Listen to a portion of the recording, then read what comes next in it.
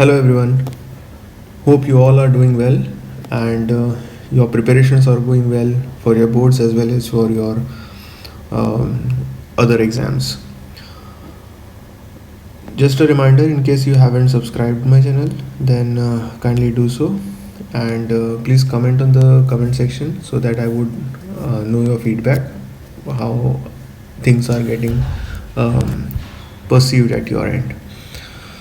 Okay, in the last class, we had discussed about this equation which is in the box, that is pressure is equal to 1 upon 3 rho CRMS squared. We had a long derivation in the last video, and yes, in if you know the value of pressure and if you know the value of density, then we can easily find out the velocity of a RMS velocity of a gas. However, RMS velocity can be found out with a much easier method, which we are going to see today. There's a very small derivation today. The video for today is going to be very small. So here we are going to see how is RMS velocity connected to temperature. What is the relation between the temperature and the RMS velocity? So let's quickly start with this thing.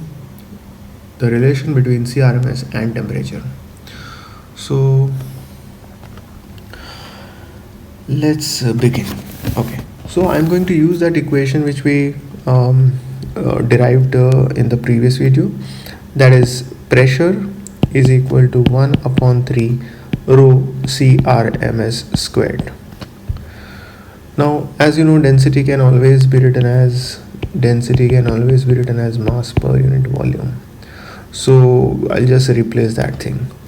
So it would look something like this: pressure equal to 1 upon 3 density is mass per unit volume into CRMS squared.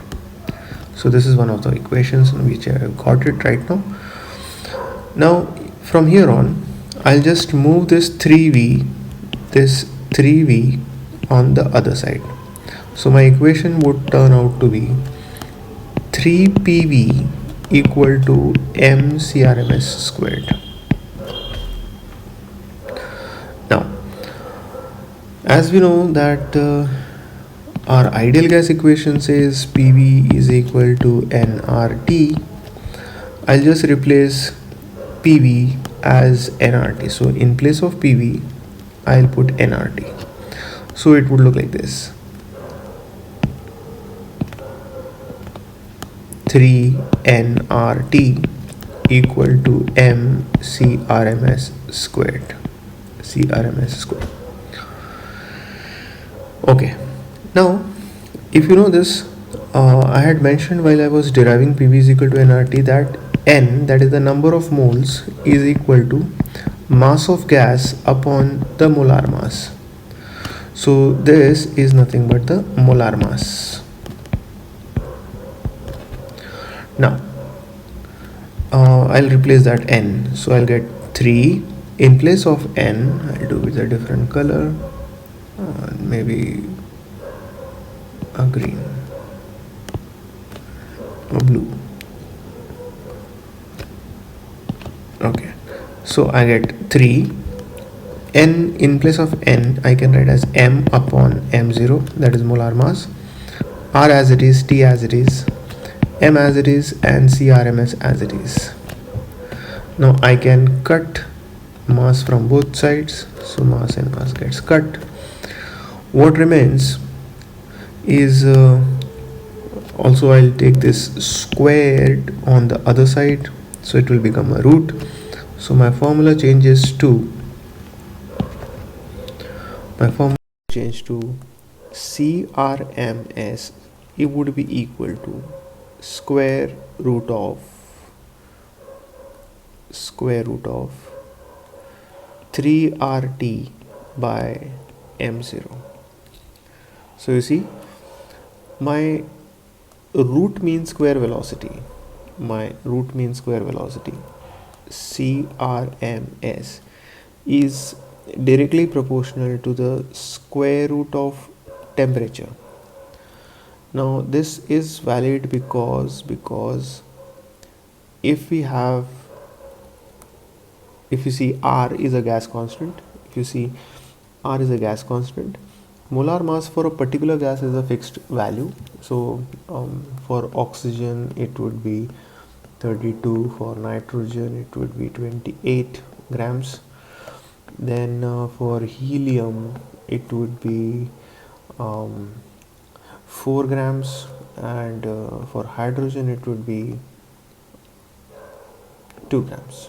Okay, for hydrogen it is 2 grams. So you see, molar mass is generally a constant for a particular gas. R is a constant, T is a constant. That means CRMS only depends on temperature. So if you want to find out the velocity, RMS velocity of a particular gas, then you just have to find out the temperature, and if you fill up that values over here in this particular equation, um,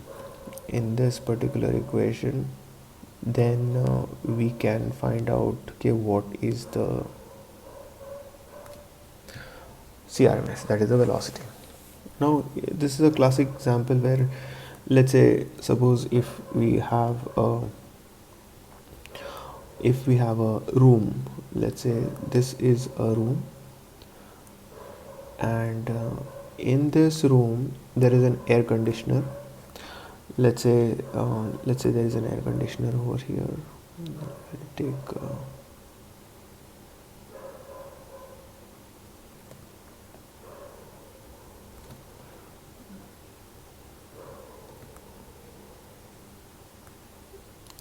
okay, so let's say, okay, we have a room over here and we have placed an air conditioner over this place.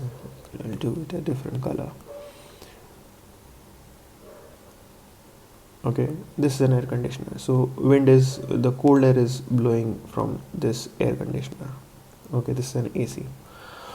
And let's say, okay, if I have a fan as well, so let's say if I have a fan, I just place the fan somewhere else, or maybe I can put the AC somewhere else. Okay, so let's say we have a table fan or a wall fan. So this is that fan. Oh my goodness, please mind the drawing. Now what happens is, okay, when you switch on the AC as well as the fan together, the fan makes the speed of air higher, the velocity of the wind becomes higher. So if the velocity is rising, that is, if CRMS, root mean square velocity of the gases present in the room, is higher, it's directly dependent to temperature. So if CRMS is greater, the temperature would also rise. So you should hesitate, or you should avoid using fan as well as an air conditioner together, as they both are working against each other. So the AC is trying to reduce the temperature, however the fan is trying to increase the temperature.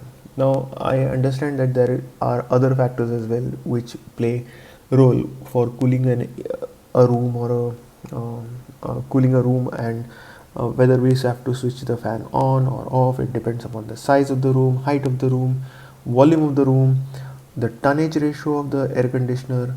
But yes, in the bigger scheme of things, the fan and the air conditioner should not be working together, as the velocity of the molecules will increase by a fan, and this will increase the temperature.